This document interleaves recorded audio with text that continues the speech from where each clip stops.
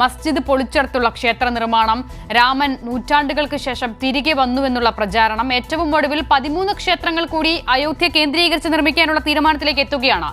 നോക്കൂ, അപരമതസ്ഥന് അന്യമാകുകയാണോ ഈ രാജ്യം?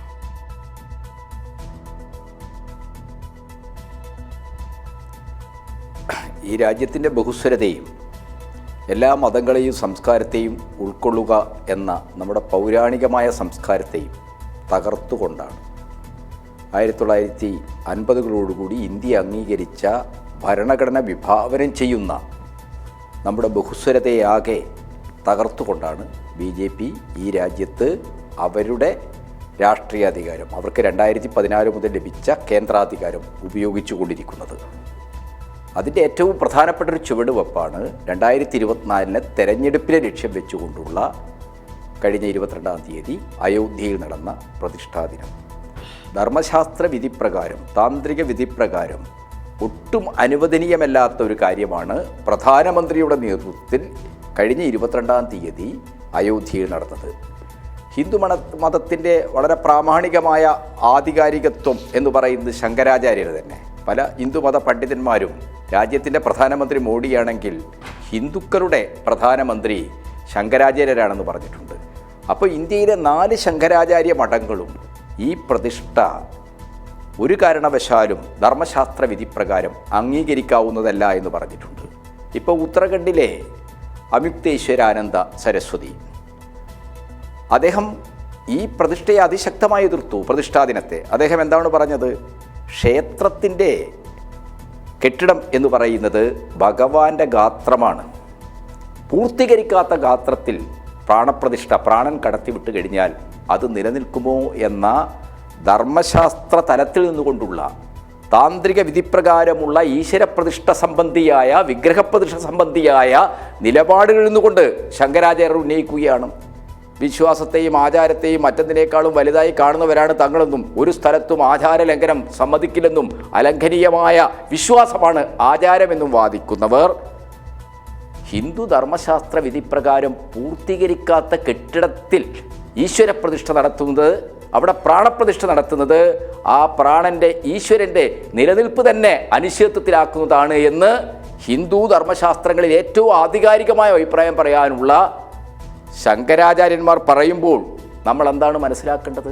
അപ്പോൾ ഹിന്ദു മതത്തിൻ്റെ വേദാധികാരമൊക്കെയായി ബന്ധപ്പെട്ട എല്ലാ ശാസ്ത്രവിധികളെയും നിഷേധിച്ചുകൊണ്ടും തകർത്തുകൊണ്ടും 2024 തെരഞ്ഞെടുപ്പിൽ രാമനെ മുഖ്യ പ്രചരണായുധമാക്കാനാണ് BJP ശ്രമിക്കുന്നത്. എന്തുകൊണ്ടാണ് രാമൻ്റെ വികാരമുണ്ടാക്കാനും ഭൂരിപക്ഷ ഹിന്ദുമത വിശ്വാസികളെ രാമഭക്തിയിലൂടെ ഇളക്കിവിടാനും BJP ശ്രമിക്കുന്നത് എന്ന് ചോദിച്ചു കഴിഞ്ഞാൽ അതിനൊറ്റ ഉത്തരമേ ഉള്ളൂ. കഴിഞ്ഞ 10 വർഷക്കാലം കൊണ്ട് ലോകത്തിലെ ഏറ്റവും ദരിദ്രമായ രാജ്യമാക്കി ഇന്ത്യയെ മാറ്റി. മോഡിയും അദ്ദേഹത്തെ അനുകൂലിക്കുന്ന ജഗദീഷ് ഭഗവതിയെപ്പോലുള്ള സാമ്പത്തിക ശാസ്ത്രജ്ഞന്മാരുമൊക്കെ നടത്തുന്ന പ്രചരണം എന്താണ്? ഇന്ത്യ ഗ്ലോബൽ ഗ്രോത്തിൽ, ആഗോളതലത്തിലുള്ള സാമ്പത്തിക വളർച്ചയിൽ ഇന്ത്യ ഇതാ അമേരിക്കയെ മറികടന്ന്, ചൈനയെ മറികടന്ന് ഇപ്പോൾ 3-ാം സ്ഥാനത്തെത്തി. 2029 ആകുമ്പോഴേക്കും നമ്മൾ എന്താണ് 1-ാം സ്ഥാനത്തെത്തുമെന്നൊക്കെയാണ്. എന്ത് അസംബന്ധമാണ് ഇത്തരം അവകാശവാദങ്ങൾ? നമുക്കെല്ലാവർക്കും ഓർമ്മ, ഇന്ത്യ ആ രീതിയിലുള്ള GDP വളർച്ച, സാമ്പത്തിക വളർച്ച ഇന്ത്യയിലുണ്ടെങ്കിൽ തീർച്ചയായിട്ടും ഇന്ത്യയിലെ 140 കോടി ജനങ്ങളുടെ ഈ ജീവിതത്തിൽ അത് നമ്മൾ കാണണം. ഇന്ത്യക്കാരുടെ ആളോഹരി വരുമാനത്തിൽ നമ്മൾ കാണണം. ലോകത്തിൽ ഏറ്റവും കുറഞ്ഞ ആളോഹരി വരുമാനമുള്ള രാജ്യങ്ങളുടെ പട്ടികയിലാണ് ഇന്ത്യ. ലോകരാഷ്ട്രങ്ങളെ എടുത്താൽ ആഗോള ആളോഹരി വരുമാനം കണക്കാക്കുമ്പോൾ ആളോഹരി വരുമാനത്തിൻ്റെ കാര്യത്തിൽ 142ാമത്തെ റാങ്കിലാണ് ഇന്ത്യ. ഇന്ത്യക്കാരുടെ ആളോഹരി വരുമാനം എന്ന് പറയുന്നത് വെറും $2,600. എന്നാൽ അമേരിക്കയുടേത് അത് $83,000. യൂറോപ്യൻ യൂണിയൻ രാജ്യങ്ങളൊക്കെ എടുത്തു കഴിഞ്ഞാൽ അവരുടെ ശരാശരി ആളോഹരി വരുമാനം 53,000 കോടിയാണ്. ഇത് കാണിക്കുന്ന എന്താണ്? ഇന്ത്യ രാജ്യത്ത് വലിയ GDP വളർച്ചയുണ്ടായി. ഗ്ലോബൽ റാങ്കിങ്ങിൽ ഇന്ത്യ ഇതാ 3-ാം സ്ഥാനത്തെത്തി. മോദിയുടെ 10 വർഷക്കാലം കൊണ്ട് വികസനത്തിൻ്റെ ഒരു മഹാസ്വർഗം ഇന്ത്യ സൃഷ്ടിച്ചു. ഇന്ത്യ ലോകത്തോട് മത്സരിക്കുകയാണ്, അമേരിക്കയോട് മത്സരിക്കുകയാണ്. ഈ മോഡി എന്ന് പറയുന്ന മനുഷ്യൻ ഒരു ഇന്ത്യൻ പ്രധാനമന്ത്രി മാത്രമല്ല, വിശ്വഗുരുവാണെന്നൊക്കെയുള്ള പ്രചരണങ്ങൾ നടത്തുമ്പോൾ എന്ത് അസംബന്ധമാണ് സ്ഥിതി വിവരങ്ങൾ, ഡാറ്റകൾ കാണിക്കുന്ന എന്താണ്? ഇന്ത്യ ലോകത്തിലെ ഏറ്റവും കുറഞ്ഞ ആളോഹരി വരുമാനമുള്ള രാജ്യമാണ്. ചൈനയുമായി താരതമ്യം ചെയ്താൽ നമ്മുടെ ആളോഹരി വരുമാനം ചൈനയുടെ ആളോഹരി വരുമാനത്തിൻ്റെ 1/5 പോലും വരില്ല. അമേരിക്കയുമായിട്ടാണ് നിങ്ങൾ താരതമ്യം ചെയ്യുന്നെങ്കിൽ അമേരിക്കയുടെ ആളോഹരി വരുമാനത്തിൻ്റെ 1/6 വരില്ല. അപ്പോൾ ആളോഹരി വരുമാനം കുറയുന്നത് എന്തുകൊണ്ടാണ്? ആളുകൾക്ക് പണിയെടുത്ത് വരുമാനം ഉണ്ടാക്കാനും ജീവിക്കാനും കഴിയാത്ത അവസ്ഥയാണ്. ലോകത്തിലെ ഏറ്റവും കൂടുതൽ തൊഴിലില്ലായ്മ നിരക്കിൻ്റെ തോതെടുത്ത് നോക്കിയാൽ ലോകത്തിലെ ഏറ്റവും കൂടുതൽ തൊഴിലില്ലായ്മ നിരക്കുള്ള രാജ്യം ഇന്ത്യയാണ്.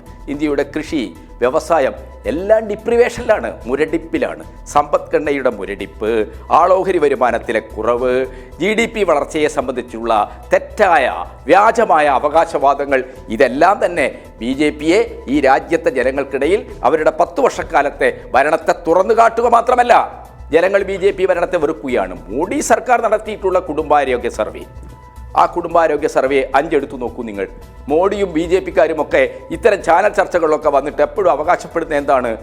എല്ലാ ആളുകൾക്കും ഞങ്ങൾ ഗ്യാസ് കണക്ഷൻ കൊടുത്തില്ലേ, പാചകവാത കണക്ഷൻ കൊടുത്തില്ലേ? എന്താ സ്ഥിതി? മോഡി സർക്കാർ, നമ്മളാരുമല്ല ഈ രാജ്യത്ത് ഈ സർക്കാരിനെ എതിർക്കുന്ന സാമ്പത്തിക ശാസ്ത്രജ്ഞരല്ല, പരകാല പ്രഭാകരനല്ല പറയുന്നത് ആരാണ്? കേന്ദ്ര സർക്കാരിൻ്റെ, മോഡി സർക്കാരിൻ്റെ കുടുംബാരോഗ്യ മന്ത്രാലയം നടത്തിയിട്ടുള്ള സർവേയിൽ ഇന്ത്യയിലെ 57% വീടുകൾക്കും പാചകവാതക കണക്ഷൻ ഇല്ല എന്ന് പറഞ്ഞാൽ അതിൻ്റെ അർത്ഥം എന്താണെന്നാണോ?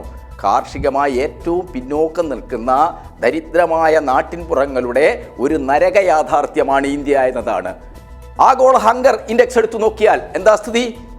ലോകത്തിലെ 125 രാജ്യങ്ങളുടെ പട്ടികയിൽ ഇന്ത്യ 111 സ്ഥാനത്ത്. തീർച്ചയായും ശ്രീ KT കുഞ്ഞിക്കണ്ണൻ.